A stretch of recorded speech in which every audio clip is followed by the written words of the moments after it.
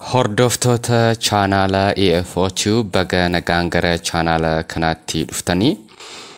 Egaa pronunciation keenya klaasii ja'affaa kana keessatti seerota the hard T jedhan T kana jechoota adda addaa keessatti akkamitti dubbisuu akka dandeenyu waliin ilaalla. Egaa ni yaadatte yoo ta'e pronunciation keenya klaasii shanaffaa keessatti jechoota flap T waliin wal qabatanii yookaan T gara D'tti finnee jechoota adda addaa keessatti akkamittiin pronounce gochuu akka dandeenyu waliin ilaalee ture. Fakkeenyaaf jechoota kanneen akka water jennee, better jennee, community, responsibility, accountability kanneen jedhaman akkamitti qubee taa gara daatti finnee pronounce gochuu akka dandeenyu waliin ilaalee ture jechuudha. Pronunciation keenya klaasii ja'affaa kana keessatti ammoo the hard T yookaan T'in kun yeroo nuti pronounce gochuu jennu kan nu dhibdu. Qoonqoo keenya keessatti fakkeenyaaf T sana dubbachuuf jennee afurri uumamee garuu T sana afaan keenya keessaa baasuu yeroo dadhabne jechuudha.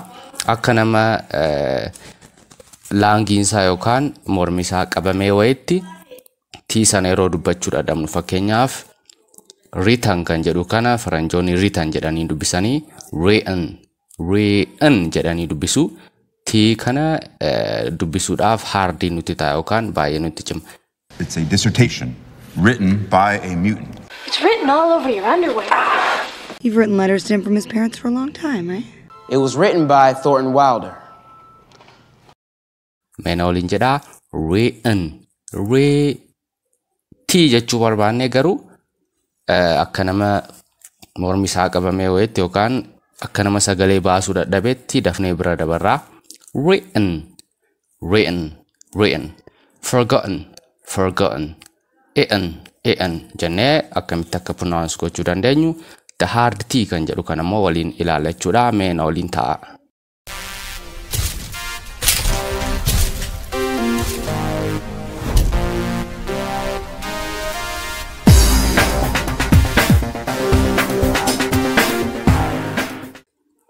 Okay, egaa baga nagaan deebitanii walumaa galatti hard T yookaan hard T kan jennu kun directly gara afaan Oromootti yeroo hiiknu hard kan jedhamu wanta xiqqoo jabaatu akka jechuuti.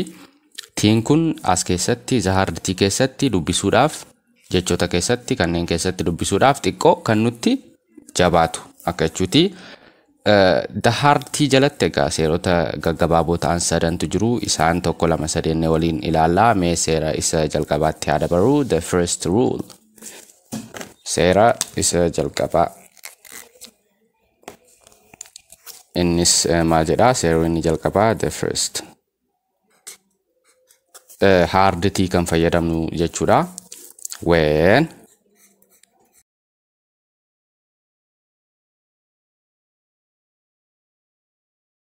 vowel letters. Vowel letteronni egaa pronunciation keessatti baay'ee barbaachisoodha. True T, flap T yeroo ilaalaa turretti vowel lettering kun nu faana waan hin hafneef waa'ee vowel letterii kana sirriitti qabachuu qabdu. Isaanis vowel letter jechuun qubee dubbachiiftuu shanan jechuudha. A, I, E, O, U kanneen jedhaman jechuudha. Yeroo T'in qubee N fi vowel letteroota kana gidduu dhuftu T sana akkamitti dubbisnaa? Akka the hard T yookaan akka nama dubbisuu dadhabeetti dafnee irra dabarra jechuudha. Mee example jechoota lama sadan tokko fudhannee akka sirriitti isinii galuuf waliin haa ilaallu. Example fakkeenyaaf sentence. Egaa nuti yeroo baay'ee jecha kana duras akkamitti pronounce goona yookaan akkamitti dubbanna sentence jennee pronounce goona. Akka faranjootaatti nuti maal jennaa sentence jennee dubbisna. Garuu faranjoonni akka nuti sentence jennutti pronounce godhanii isaan maal godhu? T'in kun as keessatti the hard T dha. Fakkeenyaaf akka dubbisuuf isinii ta'utti sen jennee T. T'in kun egaa as keessatti hardii taati dubbachuudhaaf baay'ee nu dhibaa. Sentence jedhu isaan. Sentence. Mee? Put your hands down the sentence.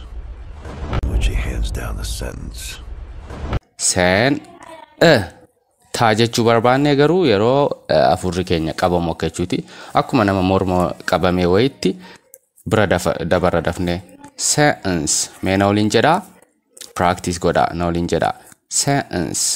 Sentence ennee tii kana akka nama dubbachuu dadhabeetti dafnee irra dabarachuudha. Mee example lamaffaa isinii kennaa.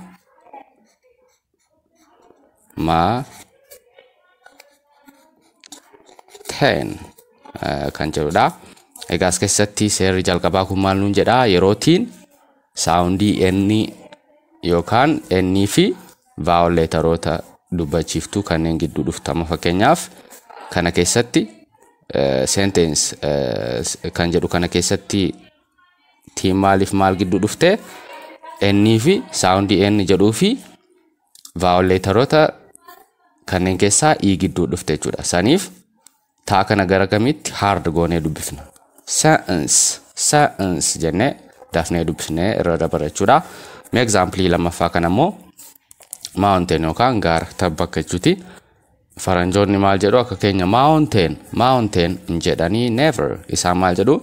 Mountain on the mountain jedhanii dafanii tii kana hard godhanii irra darbachuudha. Dubbisuufis akka isinii ta'uuf akkam goonaa?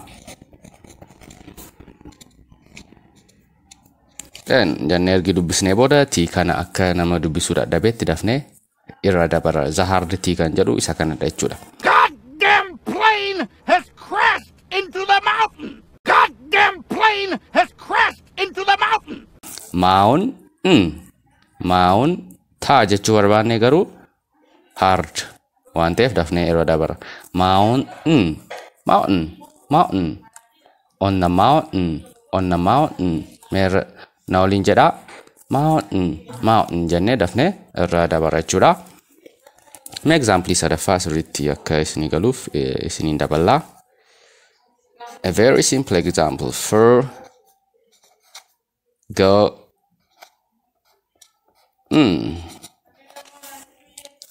kan jedhu kanadha. Egaa as keessatti kan qabachuu qabdan seerri jalqabaa kun maal jedhaa?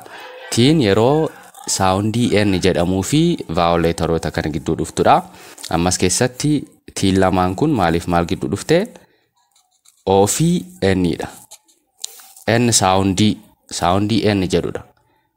N kun akka kana keessatti tiin kun akka sentence jedhu kana keessatti n fi i gidduu qofa dhufuu ni dandeessi. Jechoota kaan keessatti immoo fakkeenyaaf forgotten kan jedhu kana keessatti tiin kun eenyuuf eenyu gidduu dhufte? O fi en gidduu dhufte. Yoo n qubee dubbachiiftuu kabraa wajjin barreeffame rakkoota kan qabu. Garuu yoo asitti dubbifamaa ta'e fakkeenyaaf baa yookaan caa yoo ta'e inni kun tiin kun o fi n gidduu jira jennee dubbachuu hin dandeenyu. N sound jedha. N sound jechuun immoo n fi vowel letteroota kanneen n yoo vowel letteroota kanneen wajjin barreeffamte fakkeenyaaf ne, en, in yoo ta'e n sound jennee dubbifna. Maaliif? N maal wajjin barreeffamte? Vowel letteroota wajjin barreeffamte. Akkasittis qabachuun baay'ee barbaachisaadha.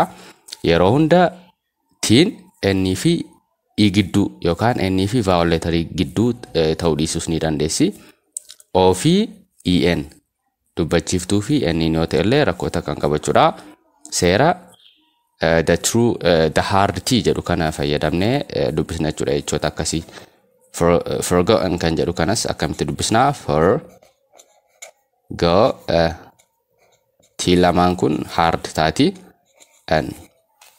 Tiin kun amma eenyuuf eenyu gidduu dhufte jechuudha. O vowel letterii kanneen keessaa tokkoo fi en ishee kana gidduu dhufte jechuudha. Akkasitti qabadhaa. So kan akkamitti pronounce goona? Forgotten tii jechuu barbaanne akka nama jechuu dadhabeetti. She's forgotten you, old man. She's forgotten you, old man. She's forgotten you, old man.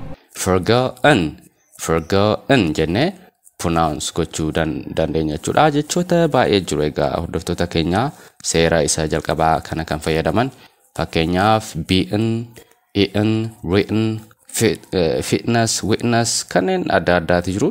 Jechoota kana immoo irra deddeebi'aatii tii sana hard godhaati akka nama dubbisuu dadhabeetti godhaati. Jechoota adda addaa keessatti shaakalaa yeroo gabaabaa keessatti maasterni gotuu jedheetan abdadha jechuudha. Mee seera isa lamaffaa hard tii kana jala jirutti haada barru. The second rule baay'ee seera baay'ee salphaa taatedha.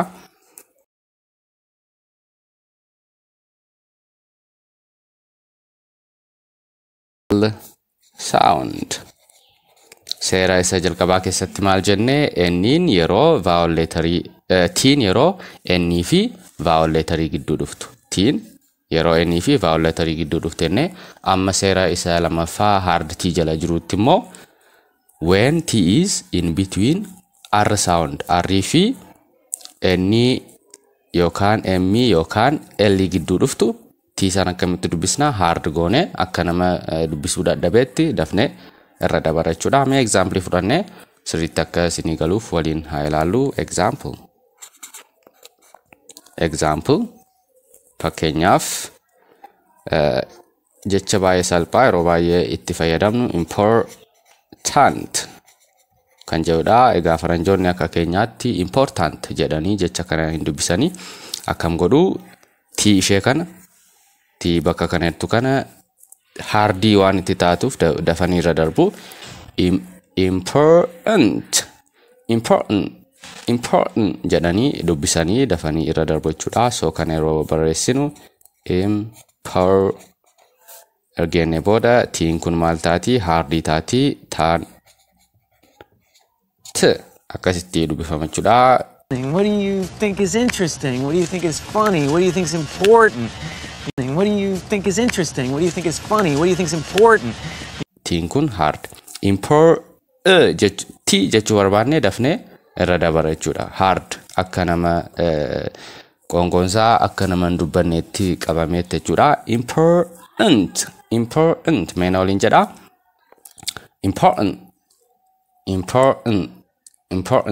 Important jennee pronounce goona jechuudha. Deebi'aa shaakalaa fakkeenyaaf importantly most importantly jedhan fakkeenyaaf most importantly so tiin kun maal taati hardii taate jechuudha. Akkasitti qabadha. Example lamaffaa isinii dabaluun ni danda'a akka sirriitti isinii galuu danda'uuf. The second example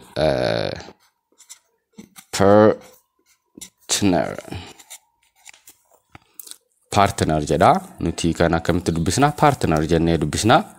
Garuu isaan akka keenyaatti partner jedhanii dubbisanii.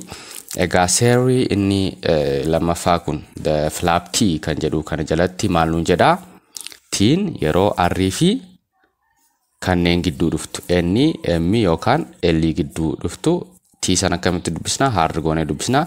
Fakkeenyaaf jecha important jedhu keessatti tiin kun maal gidduu dhufte r fi an kasilaasan indagatina maalan isiniin jedhe enniin dubbachiftuu wajjin barreeffamuu ni dandeessi. Soundii ennii dhuma jedhu kenna malee soundii sana hin jijjiiru.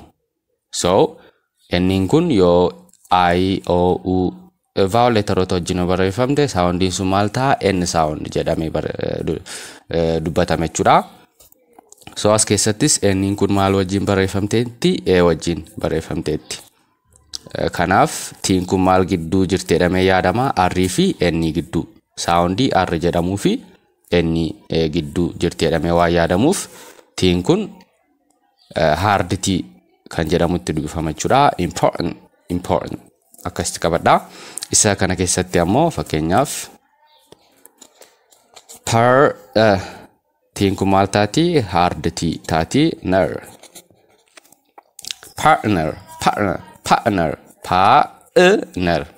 partner meena waliin jedha hashaakallu tii jechuu barbaanne garuu jennee irra dabarra. Partner he is my partner she is my partner jennee pronounce goona jechuudha. Kunneen example kan maaliiti r soundii fi n yeroo tiin r sound fi n gidduu dhuftu jechuudha. Mee yeroo tiin immoo r fi m gidduu dhuftu immoo example fudhannee haa ilaallu. Example lamaan tokko fakkeenyaaf apartment kan jedhudha. Ammas keessatti tiin maaliif maal gidduu dhufte r fi m gidduu dhufte r sound and m kan jedhu kana gidduu jechuudha. Kanas t sana hard t goone akkamitti barreessina apartment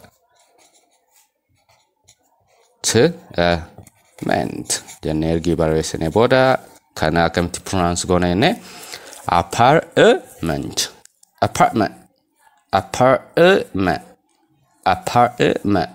seera isa amma sadaffaa kana keessatti ilaalutti nt kanallee akkamittiin akka dubbisnu ni ilaalla. Garuu amma tiin kun perfectly hin dubbifamtu. Tiin dhumaa kun akka nama hin dubbifnetti held t jedhamti. Mee ni ilaalla sammuu gara boodaatti. Apartment jennee dhaabna apartment. You think my apartment is messy? You think my apartment is messy? You think my apartment is messy? Meena waliin dubbisaa ishee kana hard godhaati. Apartment jenna jechuudha. I'm living in apartment. So akkasitti qabadha jechuudha. Example tokkos mee isiniin dabalaa yeroo tiin r fi m gidduu dhufte jechuudha. A very simple example.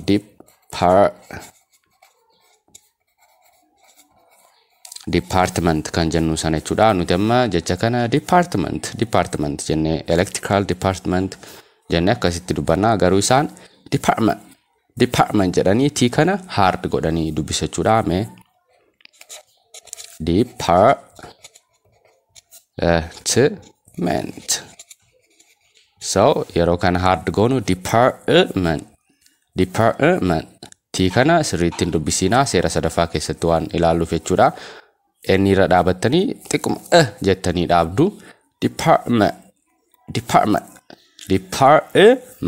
Department jennee t kana hard goonee dubbisna jechuudha. T kana hard jechuun t sana dubbisuuf yeroo xiqqoo nu dhibu jennee bira darbu.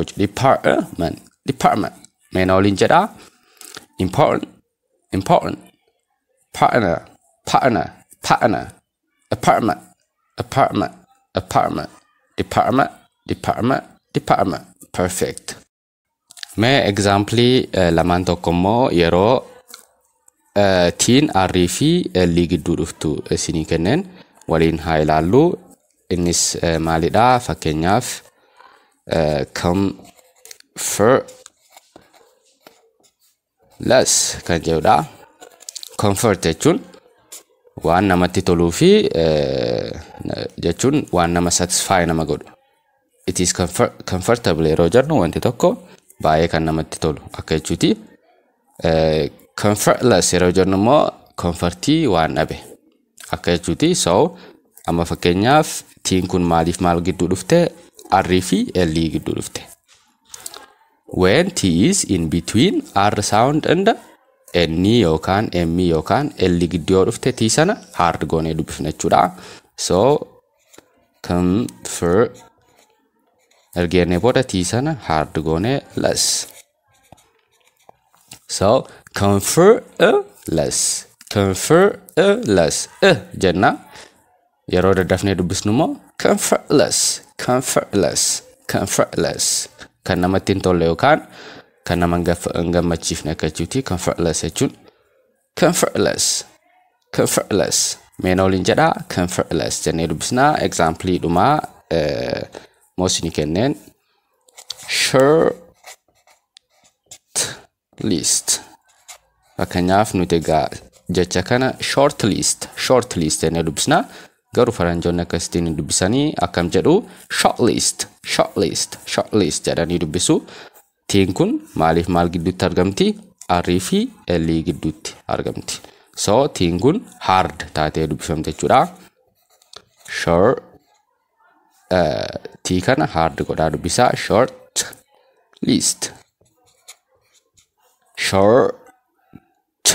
list short list jennee dubbisna mee waliin jedha yeroo xiqqoo speedii daballee dubbisnu tiin sun baay'ee dhagaamtu garuu akka nama tii sana dubbisuu dadhabeetti short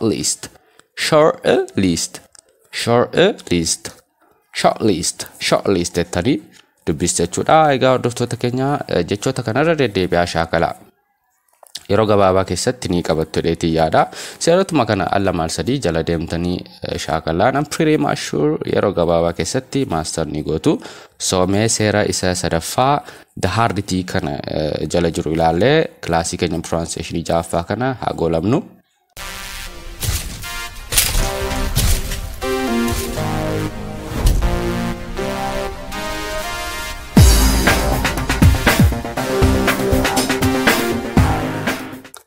Okay guys, ega seerri inni dhuma the hard T jedhu jala jiru ammoo maal nuun jedha seera isa sadaffaa for words ending with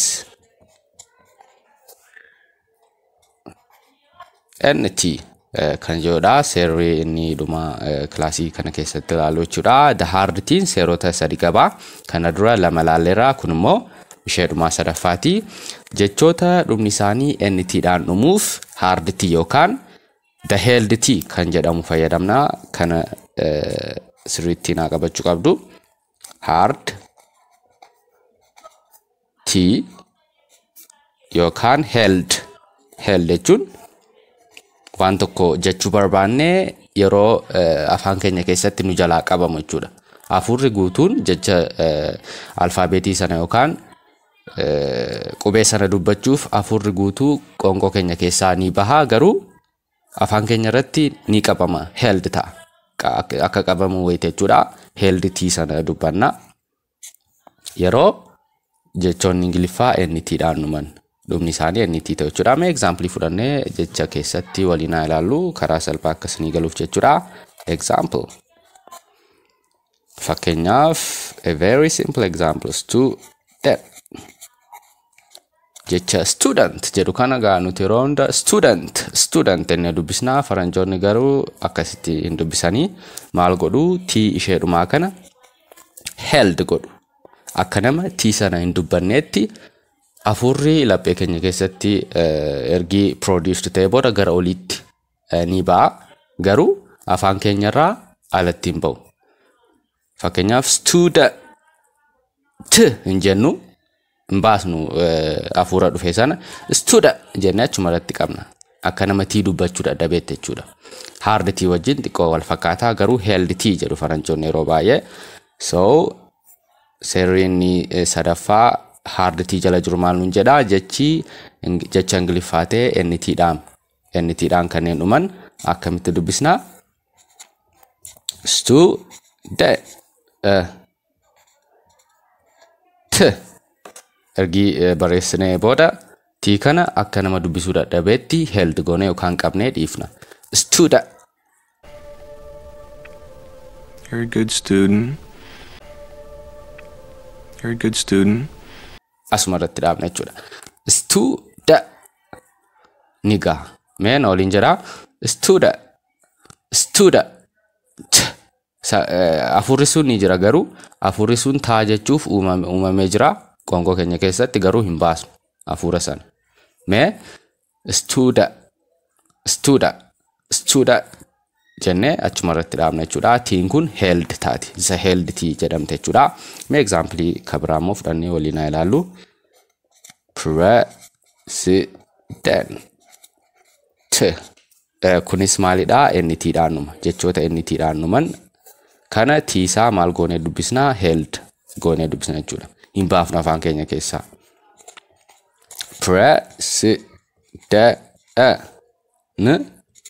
Tiin kun held taate jechuudha. Meen waliin jedha president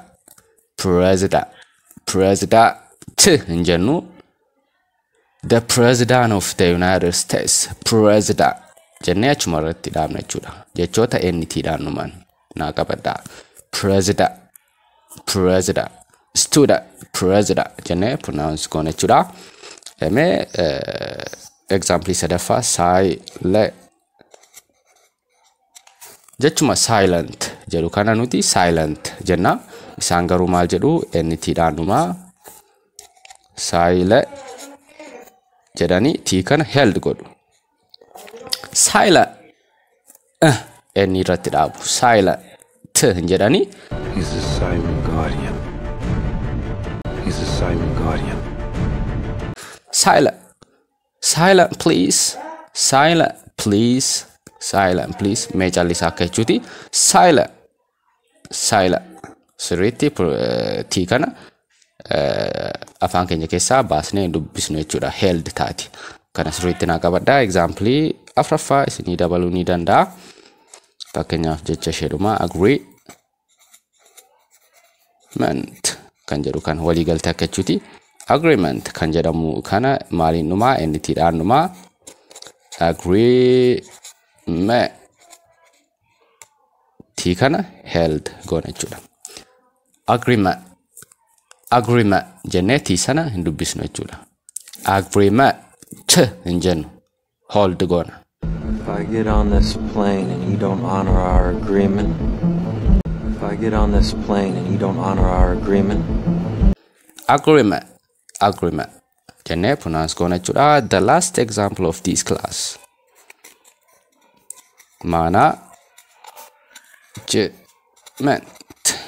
management kan jennu sana jechuudha. Kanagaa NT dhaanuma jechi kunis isas T kanas maal goona held goona jechuudha.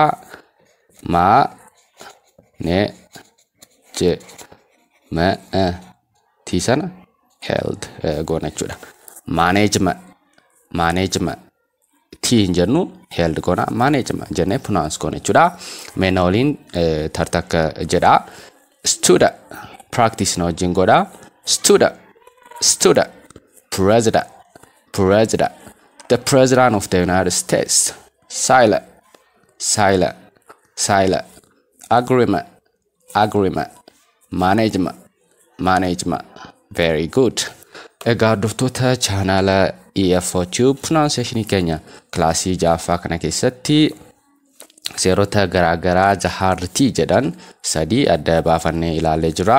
Namoonni viidiyoo barumsaa kana ilaaltanii chaanala EF4 jedhu kana subscribe goonee jiraattan please don't forget to subscribe. Barumsoota adda addaa chaanala kanarratti gadhiisaa waan deemnuuf jala buutanii hordoftanii pronunciation keessanis listening keessanis speaking keessanis improve gochuu waan dandeessaniif please don't forget to subscribe. Haga pronunciation keenya torbaffaatti jechoota pronunciation klaasii jaaffaa kana keessatti barattan irra deddeebi'aa shaakalaa yeroo gabaabaa keessatti pronunciationota seera akkasii kana qabattanii jechoota adda addaa sirriitti akka faranjootaatti pronounce gochaa dubbachuu ni dandeessu jechuudha. Yeroo faranjoonni illee dubbatan dhaga'uu ni dandeessu waan ta'eef jechuudha. Yeroo gaarii qabaadhaa. Take care. Broken and battered, open and shattered. Since you've been gone, I feel like nothing matters. Pull out my camera, I'm looking at you. I should've known I was lucky to have you. Too inconsistent, too much is missing. You told me that you were sick of the distance. You started bitching, I wouldn't listen. Now that you're gone, I just keep reminiscing. I'm rolling with models, I swear to the baddest. We start with hello, then end up on my mattress. But they only want me because of my status. My money and fame is the thing that attracts them. I know it, don't think I don't notice. But my only motive is my heart is broken. I don't think I'm coping with all these emotions. Just look how I wrote this.